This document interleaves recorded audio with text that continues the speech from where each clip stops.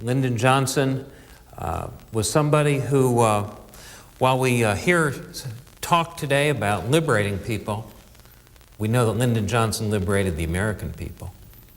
He liberated us from hate and prejudice and discrimination, and he helped us overcome. He liberated senior Americans by enacting Medicare, and he liberated young Americans by passing Head Start and so many other education programs. He was a great progressive president, so it's my honor to be here. When I was in the White House, in my office, a small office in the West Wing, a mirrored office that used to be the barber shop, I had a picture of Lyndon Johnson there the whole time getting a haircut.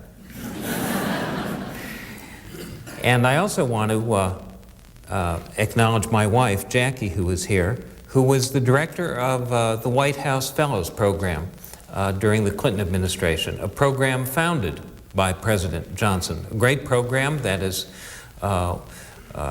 brought gifted people in their early careers into public service in the executive branch, and they have gone on to distinguished lives across our country, ranging from Tom Johnson, who remains involved in this institution, to Colin Powell, who is Secretary of State today, and Wesley Clark, who was our Supreme Commander of NATO during the Kosovo War.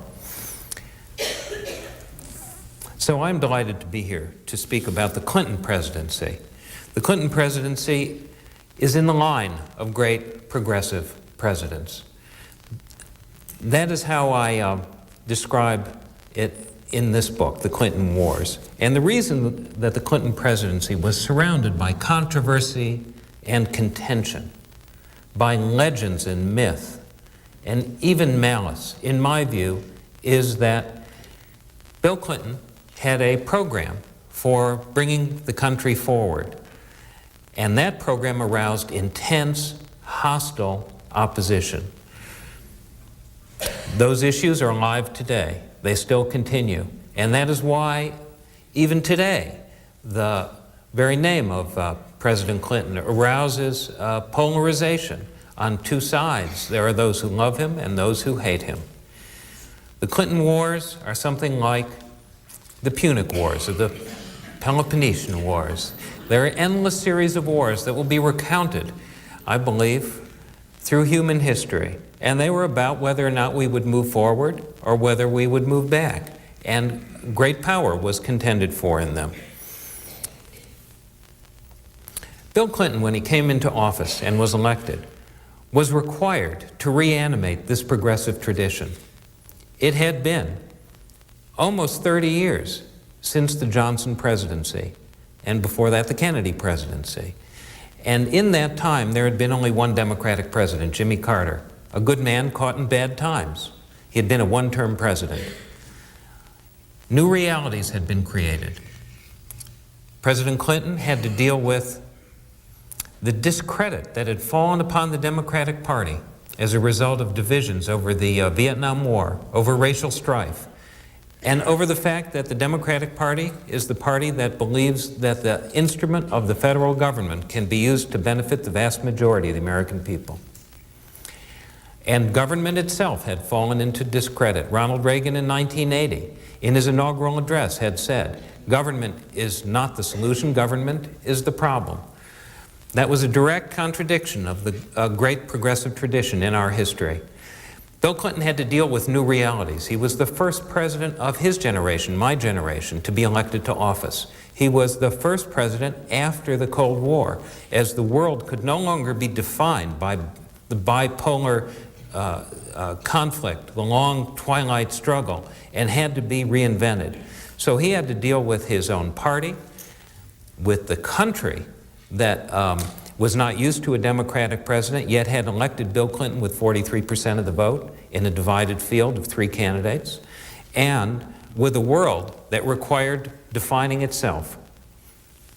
His attempt to change the order of things led many Republicans in the beginning to regard him as illegitimate, as a usurper, as an interloper.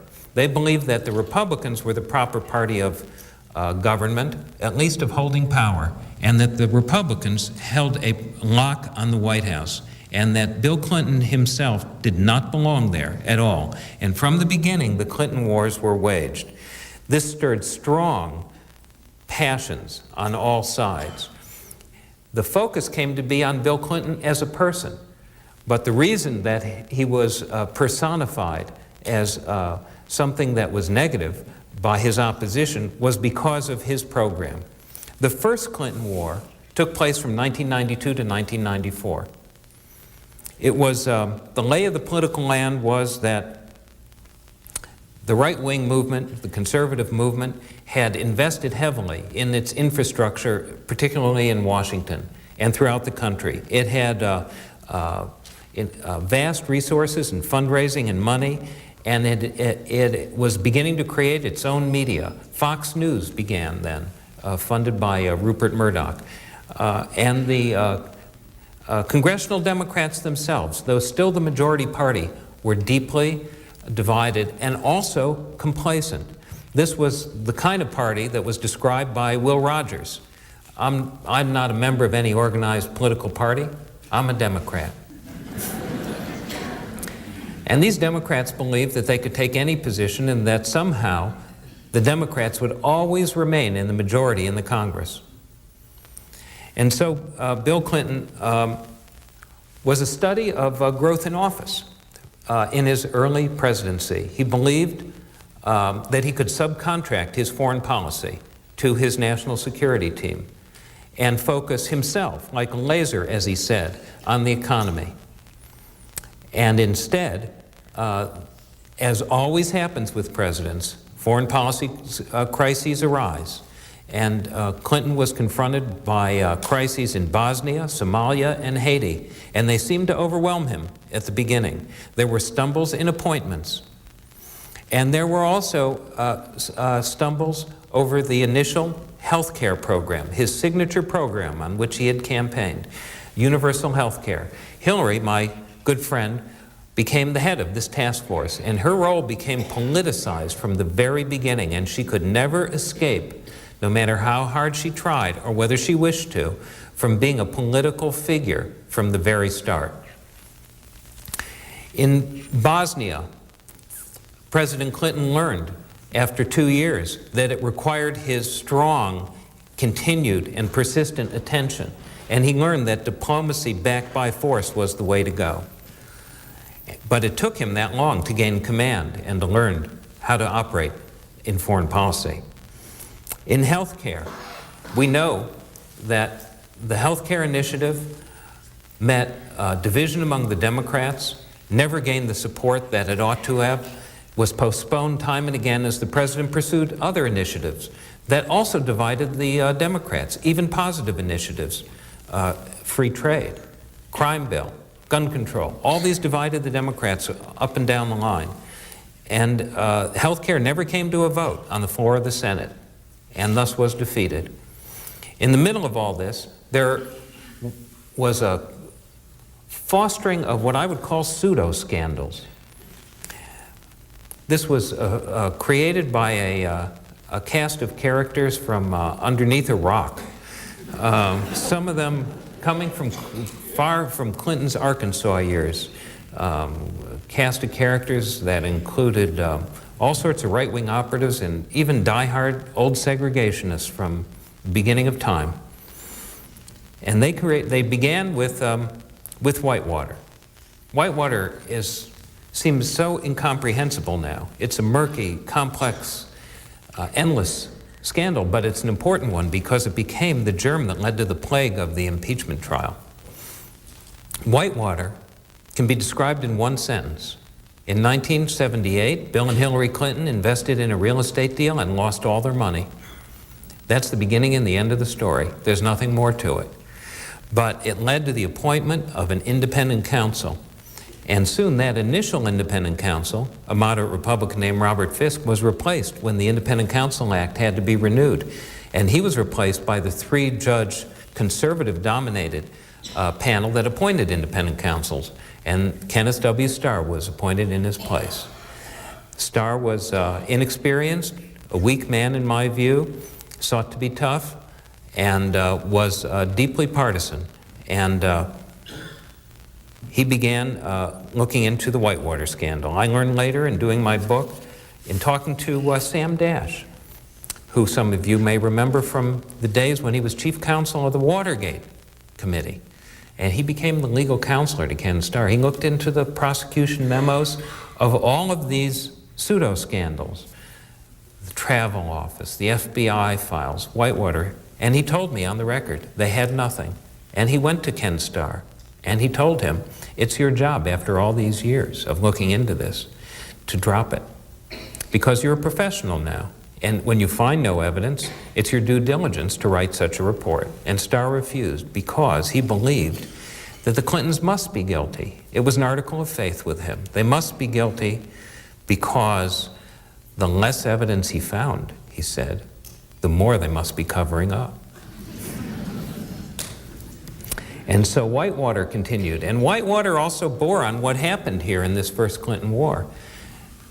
Rush Limbaugh was the one who let the cat out of the bag when he said, Whitewater is about health care. Because by creating these pseudo-scandals, the Republicans and the right wing hoped to stop President Clinton's progressive program. That's why they were started and created and fostered. And soon there were legends and myths. President Clinton was even accused of murdering dozens of people. There were rumors of all sorts. And yet, in the midst of all this, there were great achievements. For example, on the economy, President Clinton took a tough presidential decision. He decided, once he learned that the economy was, that the budget was going far deeper into deficit than he had been told before by the outgoing Bush administration, that he had to reduce the deficit. And in his first budget, a tough budget that raised taxes on the uppermost rate, not a single Republican supported it in the House or the Senate. And Al Gore, as vice president, had to break the tie in the Senate to approve that budget, which reduced the deficit by 3/4 and set in motion, acted as the catalyst for the greatest prosperity the country has ever known. Yet all of this, even the great successes, created a burden on the Democrats. And that led to the election of the Republicans in both houses of Congress. They gained control. And soon there arose a figure as Speaker of the House who thought he was the head of state, higher than the president, master of the universe, as he put it, teacher of civilization, Newt Gingrich. Gingrich practiced a politics of annihilation. He believed that his opponents were not simply an opposition, but an enemy. He called Bill Clinton the enemy of normal Americans. And he announced publicly that every committee of Congress should be turned into an investigative body. And in the end, more than 30 committees and subcommittees were investigating the Clinton administration. This was the single greatest initiative of the Republican Congress. And in the end, they turned up no wrongdoing. Newt Gingrich shut down the Congress twice, believing he could intimidate the president and thereby pave the way for a Republican to gain the White House again, drive Clinton from office. But President Clinton did not give in to Newt Gingrich in shutting down the government, and instead the public turned against the Republican Congress led by Gingrich. Gingrich also had another problem, and that happened to be his personal relationship with Bill Clinton, because Clinton understood Gingrich in a way that Gingrich never understood Clinton in this second Clinton war. And in this war, Bill Clinton understood that Newt Gingrich actually was an insecure person, even a 1960s countercultural wannabe, though he talked about how much he condemned the 1960s. He actually wanted to be accepted. So Bill Clinton put his big arm around him. And he would talk to Newt Gingrich for hours. He would talk to him about public policy and national security. And Gingrich would find himself nodding and agreeing with the president. And he would go back to the House Republican Conference, and he would tell them what he had agreed to. that he had negotiated something reasonable with President Clinton. And they staged a revolt against him, and they even tried to get rid of him. Gingrich said to them, and this is all recorded here, he said, "You don't know what it's like to be alone with him."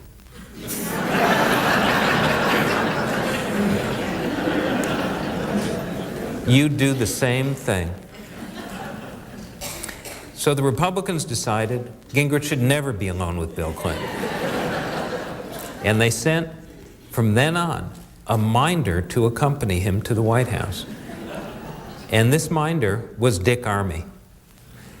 He's a tough babysitter. And so Bill Clinton won re-election. And it was then that he asked me to join the White House as his assistant and senior advisor. And that whole story is recounted here. At the beginning of his second term, Bill Clinton was about to usher the budget into surplus for the first time in decades. We were about to make great investments in education, health care, and the environment. We were preparing for a great State of the Union address in which all the departments and agencies were funneling in their proposals and ideas. We'd already made great gains, family and medical leave. Tens of millions of Americans were able to now to be able to take care of their families or their children when they needed to and not suffer on their job.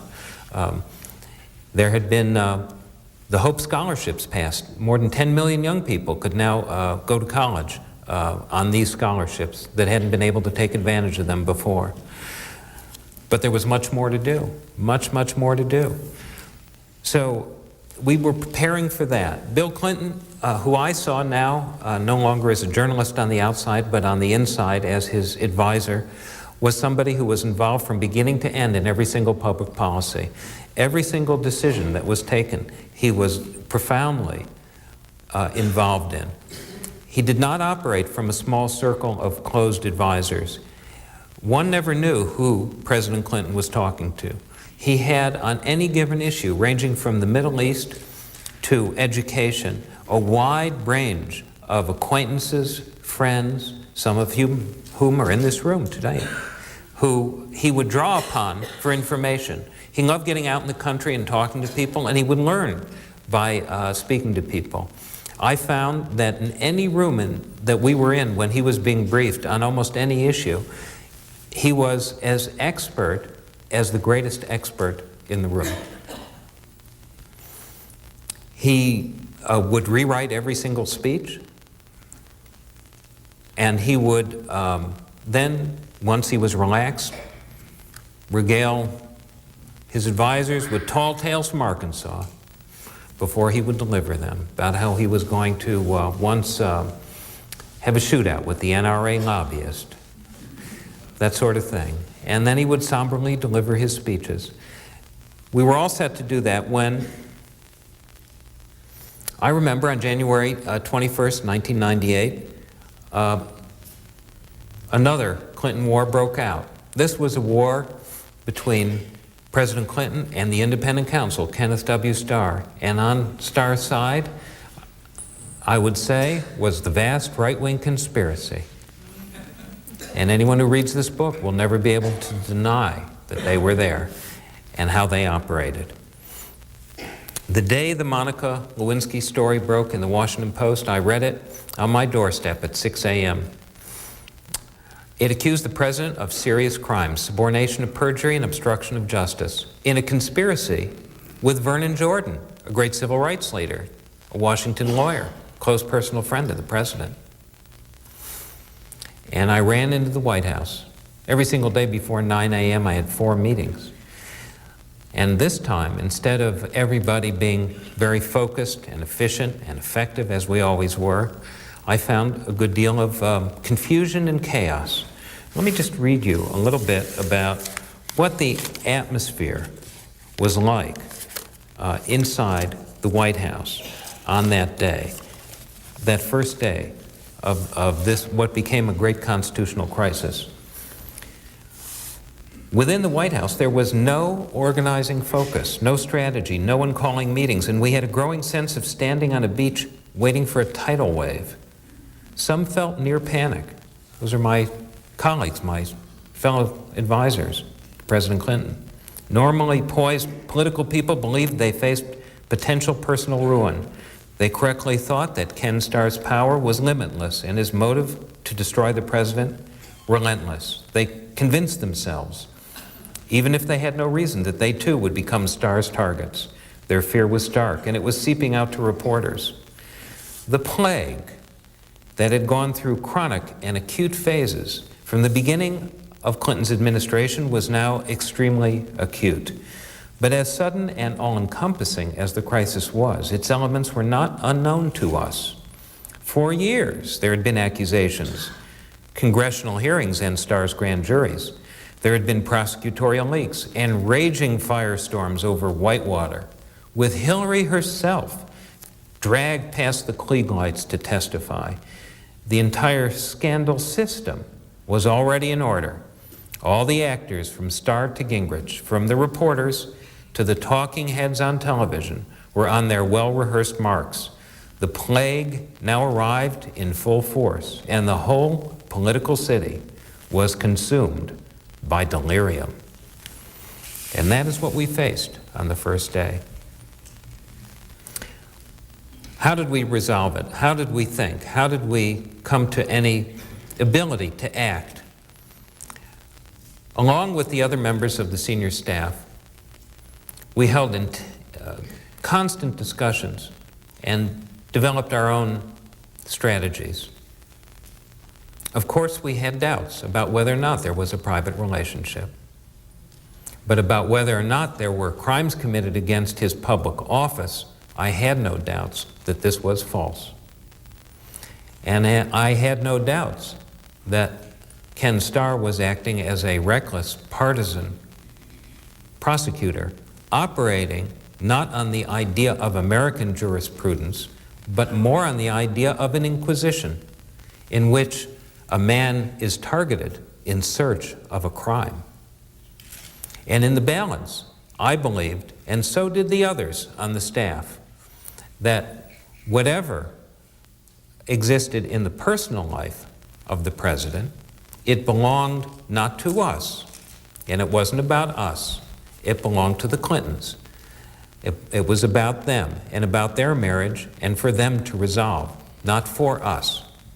On the other hand, there was what we regarded as an assault on the president, on his program, on the institution of the presidency, and ultimately on the Constitution itself. So for us, the decision was clear. We decided we would stand with the president. We also respected him as a man, and we knew that his private political values in public were the same as in private. Not one of us, not one person left the White House throughout this ordeal. Not one. We all stood by the president together as an effective team. I found that I was subpoenaed myself. Ken Starr was very, very angry. He was very angry for several reasons. One, he was angry because the American people had figured out how to deal with this in pretty much the same way we had on the senior staff. We had to figure it out earlier, but the American people figured it out fairly quickly, that what mattered to them was the president's job performance and whether or not he'd committed any crime against his office, and they decided he had not. And they decided that if this was a private matter, it belonged to him. And so they supported him. And more than 2/3 of the American people constantly supported him throughout this ordeal. Ken Starr was angry because Hillary Clinton went on the NBC Today show and said, if anyone's looking for a good story, they ought to examine this vast right-wing conspiracy. And I know that Ken Starr wanted to rush onto TV and yell at her then, and I have it in my book. There was, in fact, a vast right-wing conspiracy. It involved a dirty tricks campaign financed by the daddy warbucks of the far right, Richard Mellon Scaife, multi-million dollars. There was a collusion between the right-wing operatives who were pulling the strings of the Paula Jones case, a case thrown out by the judge ultimately as lacking all merit, and they colluded with members of Ken Starr's office so that he could expand his probe from his dead Whitewater investigation into the Lewinsky matter and charge the president with serious crimes, crimes that the president was ultimately acquitted on. And there was a vast right-wing conspiracy in the Congress itself. The Republicans in the Congress were so intent on damaging the president and trying to stop his program that they were willing to sacrifice 2 speakers of the House in their effort against Clinton. They were willing to lose both Newt Gingrich and Bob Livingston to their own personal scandals. They didn't care. It was a price they were willing to pay. And the person who was behind that and driving the impeachment was Tom DeLay, the House Republican whip, later the House Republican leader. And Tom DeLay was the one who really drove this impeachment forward. He coerced members of the Republican Party to vote for it, whether they wanted to or not. And I want to read to you a little bit from my book about what Tom DeLay did, because I think it's very important. Tom DeLay, I just have to find it here. I have this book all marked up. Here it is. We were in the White House and we were counting votes about whether or not Republicans would vote for impeachment. We believed that moderate Republicans would vote against impeachment, particularly after the midterm election, when Republicans lost seats because Gingrich had pushed the impeachment issue and the American people had rejected it. We thought that democracy may have sent a message, but we were wrong. We heard from Republicans, and that's those of us in the White House working on this matter, that Tom DeLay's operation was putting pressure on the campaign finance chairman of certain individual congressmen. In one case, we learned a congressman's brother had been called and told to influence his brother, who would otherwise face a right-wing opponent in the 2000 primary. Representative Amo Houghton, a moderate Republican from New York who opposed impeachment, had already been declared a betrayer, and a conservative primary opponent had announced against him, even though it was 2 years to the election. This was an obvious demonstration case to encourage the others. Houghton was an heir to the Corning glass fortune and self-financing, but other Republicans were not in his protected position. Representative Peter King, a Republican of New York, who also opposed impeachment, was threatened with being stripped of a subcommittee chairmanship. An aide to DeLay warned him that the whip would make the next 2 years the longest of his life. Well, Congressman King told me later, coming out of the election, everyone thought impeachment was dead. I didn't hear anyone discuss impeachment. It was over. Then DeLay assumed control. DeLay used the 81 questions. These were a series of interrogatories that the Republicans posed to the president strictly for demagogic reasons to try and whip up public opposition to him. And it gave him a peg he needed. In most districts in the country, a majority was against impeachment. Maybe a majority of Republicans. But a majority who voted in Republican primaries was for impeachment. When you put individual members under the gun, a lot of them could get killed in a primary. That was the way he did it. I heard of Christian radio stations going after Republicans. Right-wing groups were stirring it up in parts of the country outside of the Northeast. Most of the pressure went through the Christian Right Network. It happened over a 10-day period. The whole world changed. I remember talking to people like Rick Lazio and Mike Forbes, both Republicans of New York, and they were saying, this is nuts. Then suddenly, they were holding news conferences saying their consciences were torn. On December 15th, 9 previously uncommitted Republican moderates announced for impeachment. As my friend James Carville says, a moderate Republican is someone who's moderate when Tom DeLay lets him. I was called as a witness, as the third and final witness in this Senate trial of the president. I'd already been subpoenaed by Ken Starr. I was subpoenaed not because I had any information about Monica Lewinsky, who I'd never heard of before, never met. But I'd been talking to reporters, being a member of the press, and I was critical of Ken Starr. He wanted to intimidate his critics. He was leaking to favored reporters in the Washington Press Corps and creating his own personal corps of reporters who were dependent upon him and whose careers were now rising as a result of having his exclusives, which consisted of uncorroborated rumors, often false. What he was doing was in violation of the code of federal prosecutors. But suddenly, other reporters stepped forward and other columnists, and they began to be critical. So Starr issued a subpoena to me. The White House legal counsel told me it was the most astonishing subpoena he'd ever seen, because it demanded to know all of my contacts with members of the media. He demanded my phone logs of every conversation I'd ever had with a reporter, and I had to turn them over, which I did. Afterwards, after being brought into the grand jury, as a witness, I learned that I could make a public statement, and I did. I had seen other members of the White House staff treated poorly, in my view. I did not appreciate the way Betty Currie had been treated, or many other members of the White House staff who had been browbeaten and dragged before this grand jury. And so I went out in the courthouse steps and said, if they think they've intimidated me, they have failed. This turned public opinion, in part, against Starr, and the right wing, and Ken Starr's office, and the reporters who were beholden to him launched a campaign against me. I became a lightning rod because I stood by the president, and subsequently I was called as a witness in the impeachment trial. In the Senate room, where I was to be questioned by the House managers acting as the prosecutors, presenting their case before the Senate, I waited, and they walked in.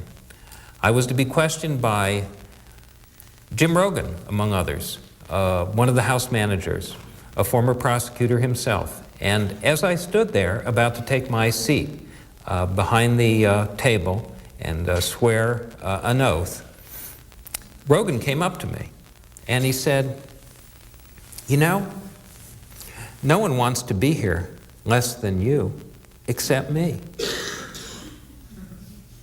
And I said, "Really, Jim?"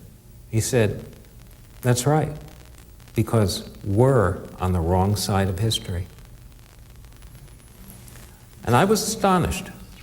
It was not only an admission that they would lose politically, which was a foregone conclusion when it was clear that many Senate Republicans wanted no part of what the extreme Republicans in the House had done under Tom DeLay's coercive whip.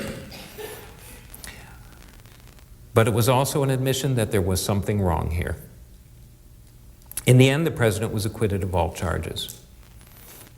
I remember the political strategy meeting we held. We used to hold them every week in the what's called the Yellow Oval Office. And you can see a picture of it in this library. It's a beautiful picture of it. And we would sit around and discuss political strategy. Michael Waldman, who was our chief speechwriter, said at the end of the meeting, "Mr. President," he said, "I've been watching cable TV all day and there are new scandals on." And Clinton said, "Don't worry, they're just reloading, boys." We fought real wars. We fought a war in Kosovo that settled the peace in Europe. We kept the Western Alliance together. It was a difficult political task. And then we were back to the Clinton wars again at home. And the last Clinton war was the election of 2000. I hope that all Democrats running for office in 2004 will read my chapter on Al Gore and that election.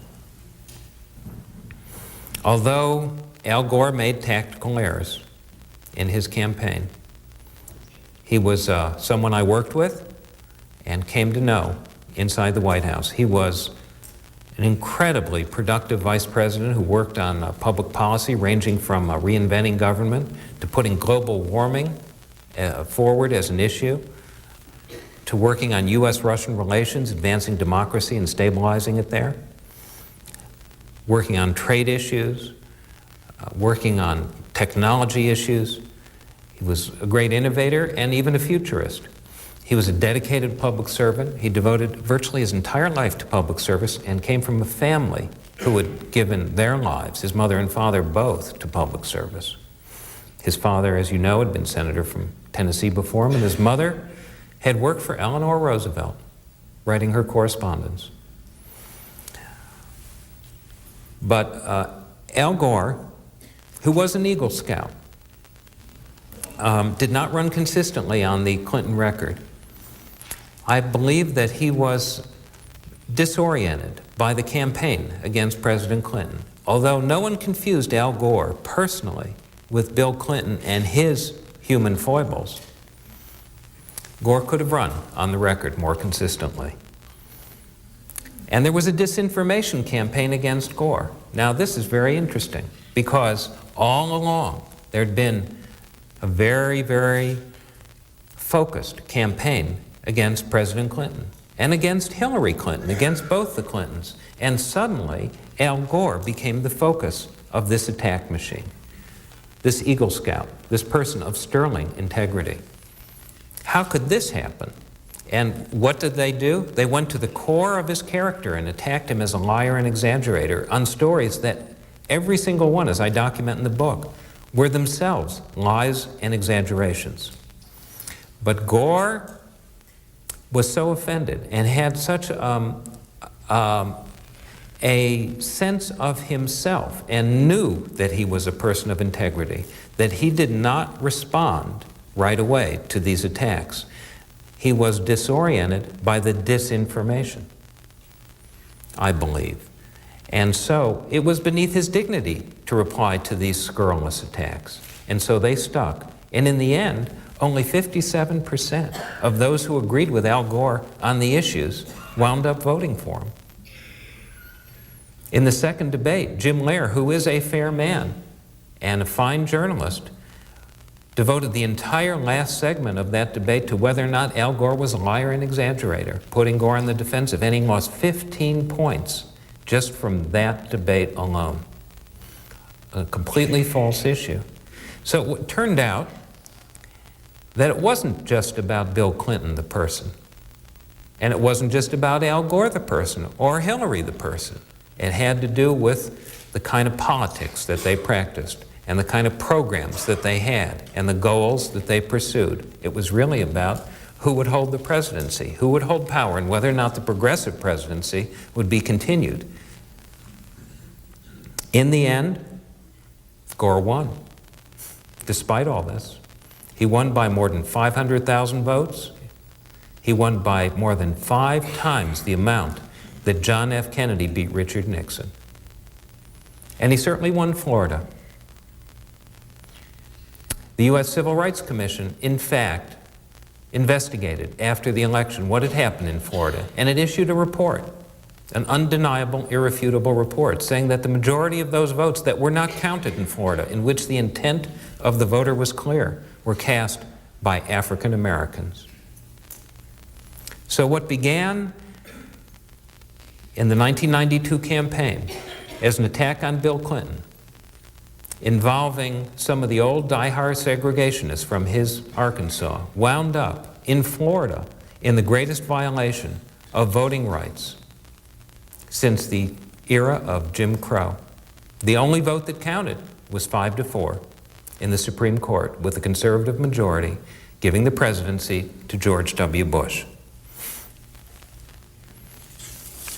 But the era is not over, and the legacy has hardly ended. There are many lessons to be learned here. There are lessons in policy, lessons about, to begin with, economic management. That was a tough decision President Clinton took beginning in 1993, and there were tough decisions all along the way to save Social Security and make it solvent for the retirement of the baby boom generation, to extend Medicare and devote the surplus to that, 22 million new jobs. Lowest unemployment rate since President Johnson.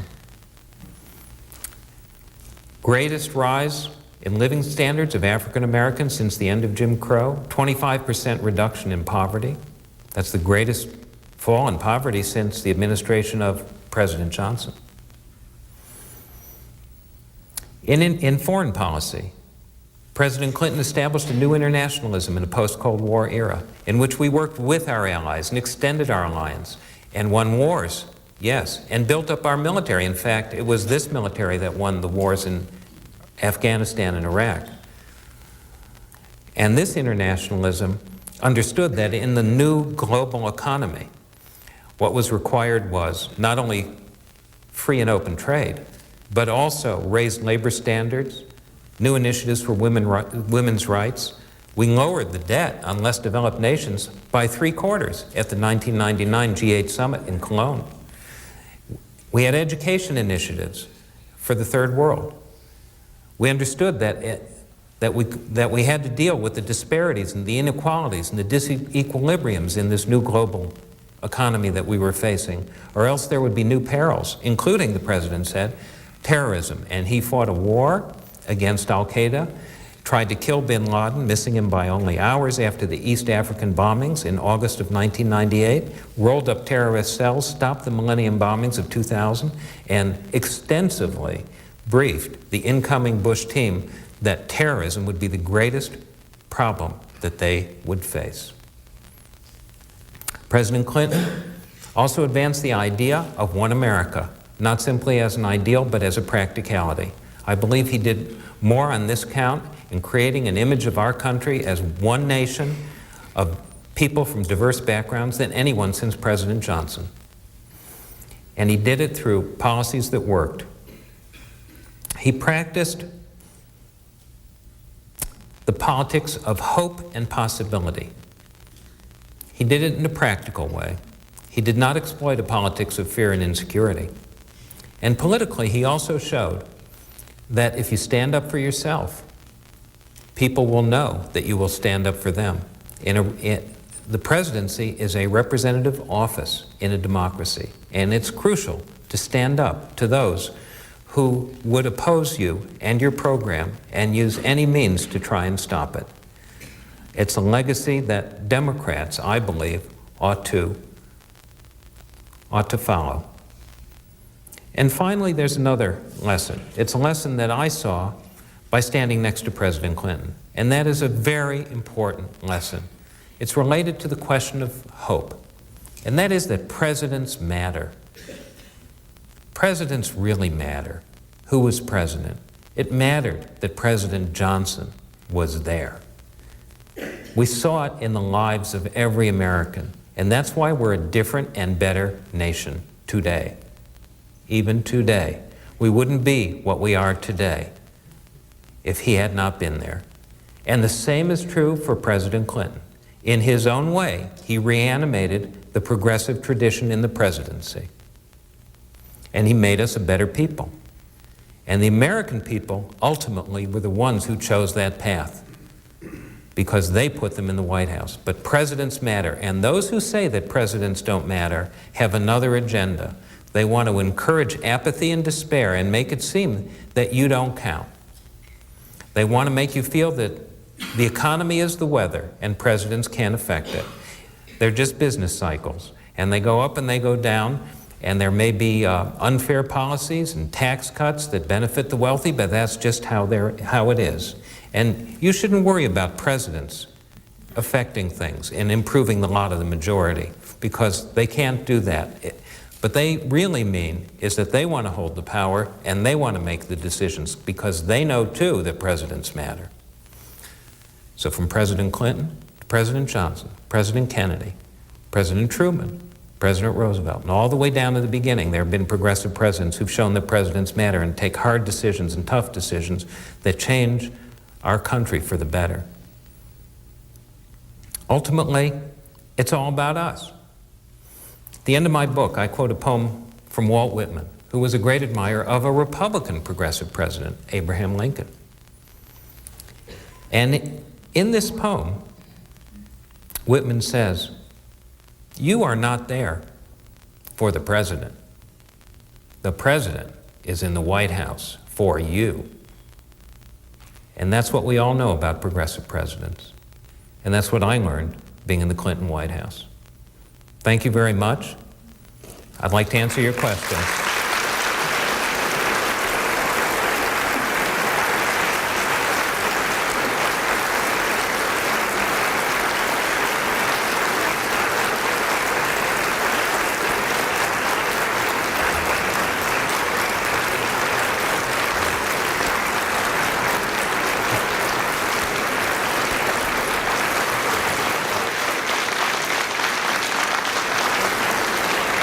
Thank you. I believe if you go to the microphones, are there microphones set up?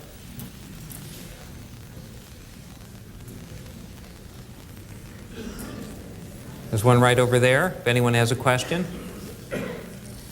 And there's one right over there in that aisle. On the day that George W. Bush moved into the White House, there was a big story about the so-called trashing of the White House by you all. I'm wondering what has happened to the press corps that apparently none of them said, "Show me." None of them said, "I want to go over and see it with my own eyes." And it turned out that that was all a phony story, but it was played for days and days and days, and a lot of people bought it.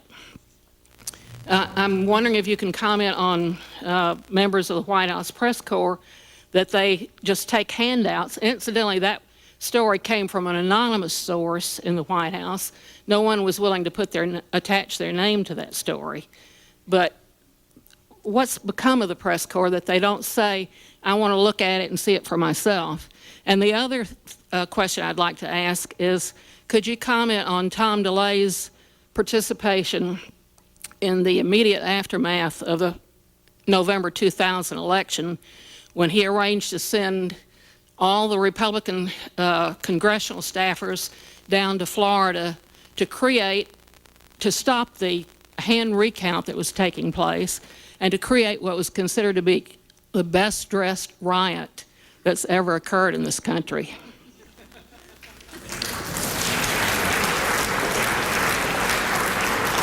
Well, those are two good questions, small questions.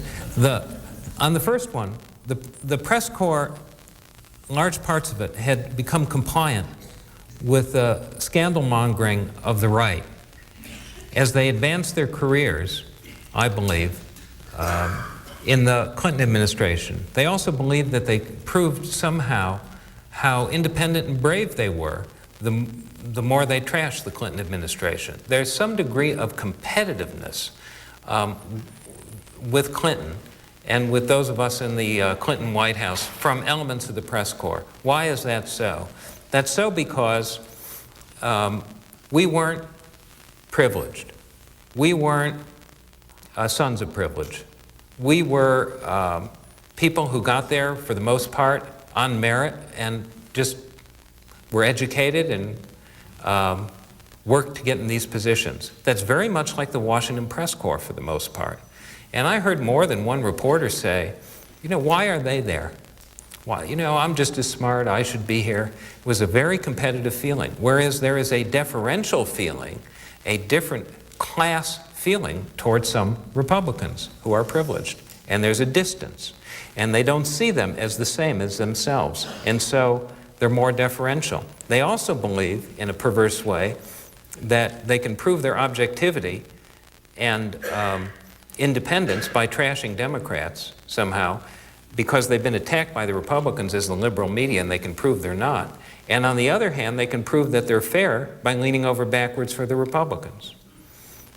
So there's a certain psychology to all of this. That story about trashing the White House was completely false. I was in the White House until the last day. I was actually with President Clinton as the Oval Office was being packed up into boxes. And I saw what went on. There was no such thing as what was described in the press. Now, on Tom DeLay, Tom DeGlay in the Florida contest rounded up, along with Trent Lott and his congressional staffers, and a bunch of other Republican congressional staffers. They got on planes, some of them paid for by Enron and Halliburton, private jets. They went down to Florida, and they went into Miami-Dade County. They went down to the county courthouse where the supervisors were beginning to count the vote there.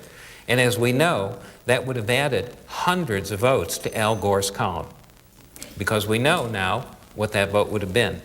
And they literally staged a riot and stopped the counting of the votes. They pushed people around. They even physically attacked county supervisors there who felt intimidated and stopped counting, and it was never resumed. So the vote counting was stopped by physical violence.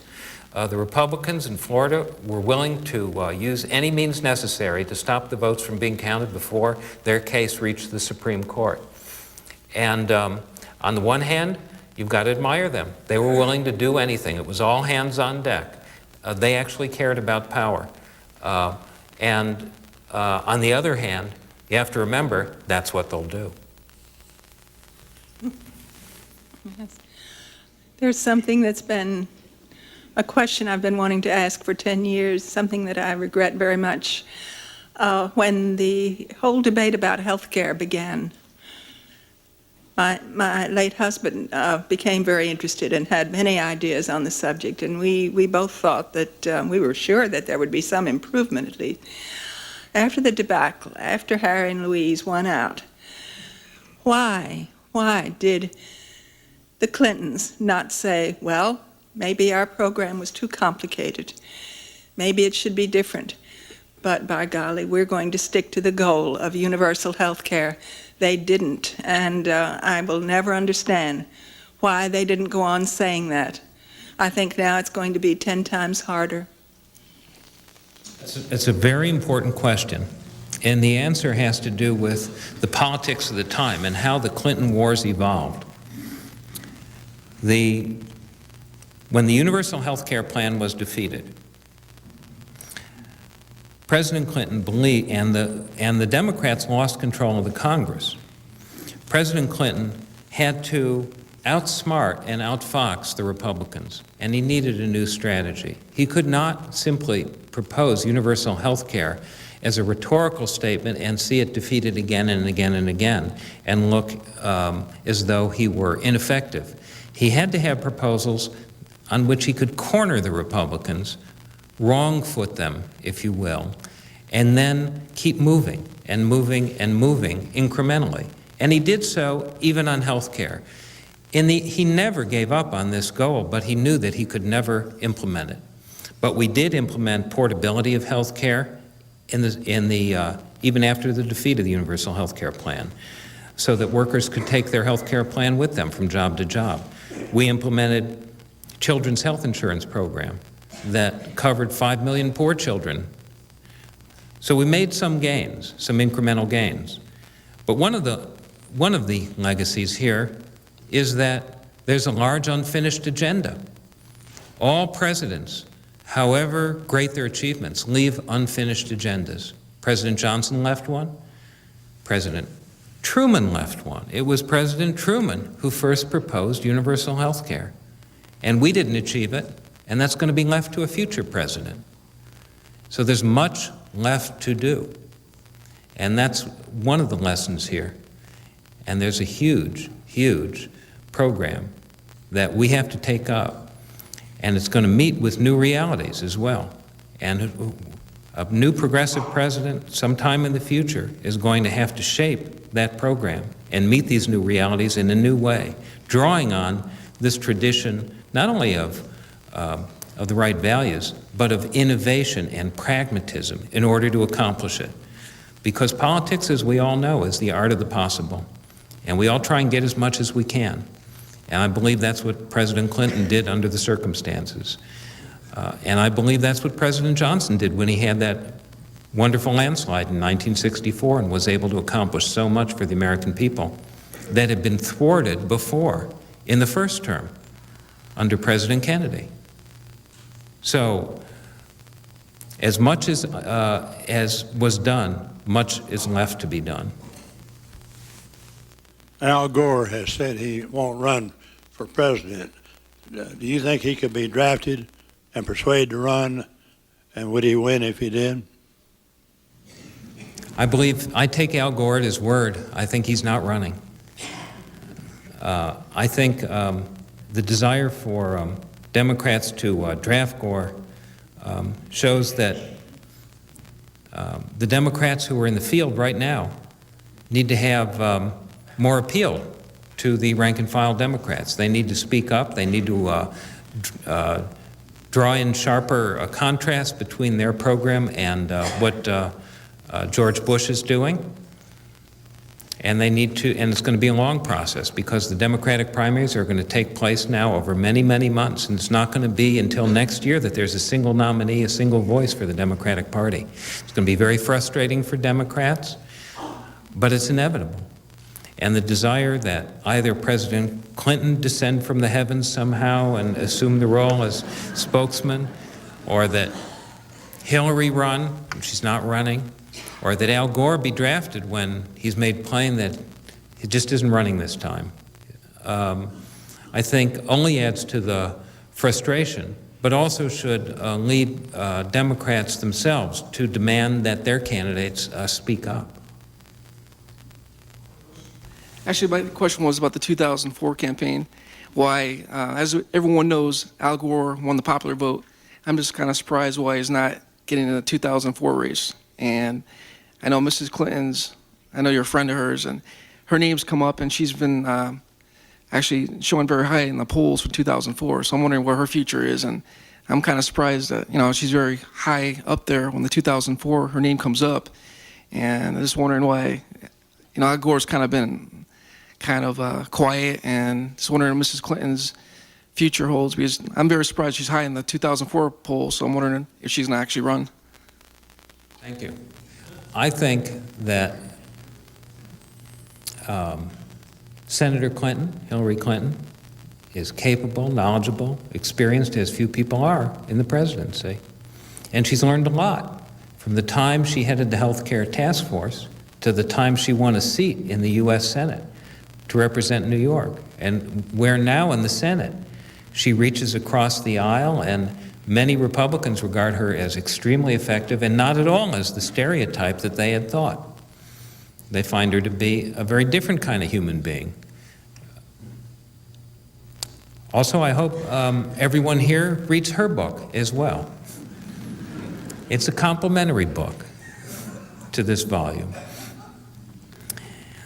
And I think it's very important that there be other books as well, many books about this period. So when we try and lay claim to the future, we understand what the past was, because it's crucial that we know where we were so that we know where we're going. Hillary is not running this time, and what I would like to say is that she will endorse the incumbent Democratic president for re-election in 2008.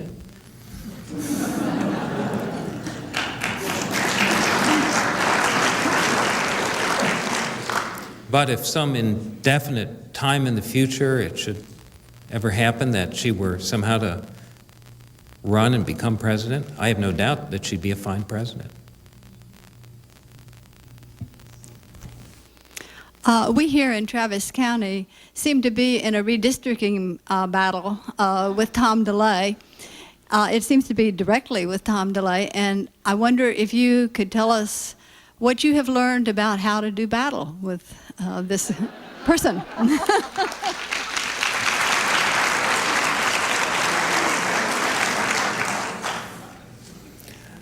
I hope the Democrats can win this battle. I hope that the Texas Democratic senators hold firm, and none of them defect, that they all stand up for democracy, because it's crucial here in Texas that they do that. But I also believe that this is a fight that is being watched by Democrats across the country. I think that they are watching Texas Democrats stand up. This is a tough state for them. It's a lot tougher than some other states in the country. This isn't California, it's not Illinois, and it's not New York for Democrats. But it might be sometime in the future.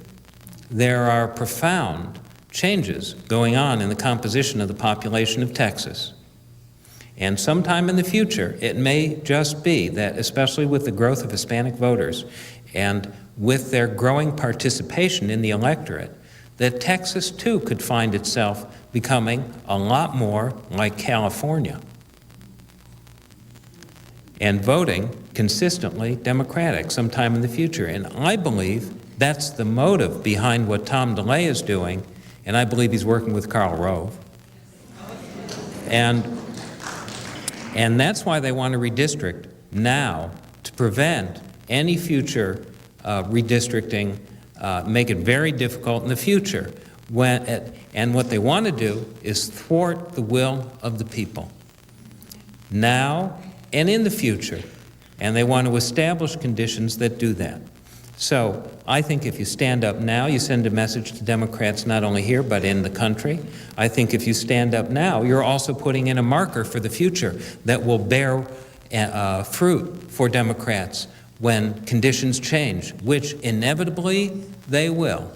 This will pass. This too shall pass.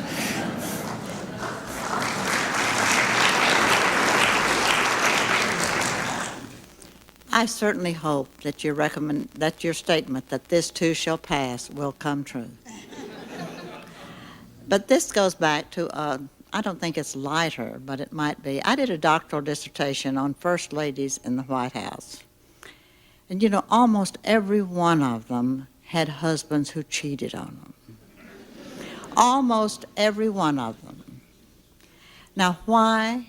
Maybe there's a strive for domination, for power, for intellect, for whatever.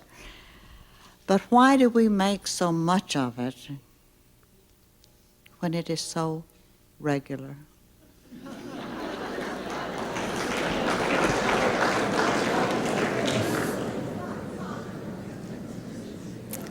Boy, that's a tough question.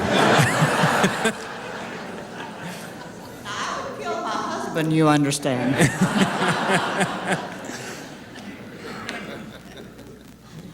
I'm going to answer in my capacity as former advisor. I would say that, as I said before, this really belongs between two people. It's about them. It doesn't belong in politics. We had a confluence of peculiar factors in the Clinton presidency with an unaccountable independent counsel running amok.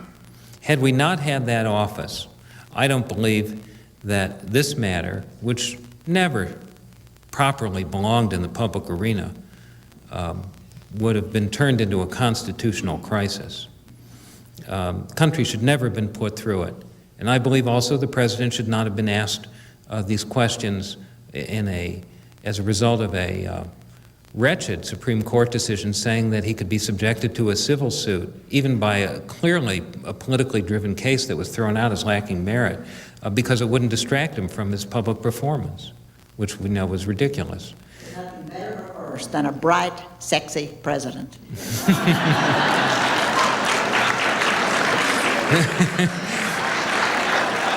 I'm not even going to follow up on that. And that got Betty Sue out of her chair. Thanks for an interesting, spirited evening, Sidney Blumenthal, and Thank we'd you. like to invite you, all of you, upstairs to the reception. Thank you.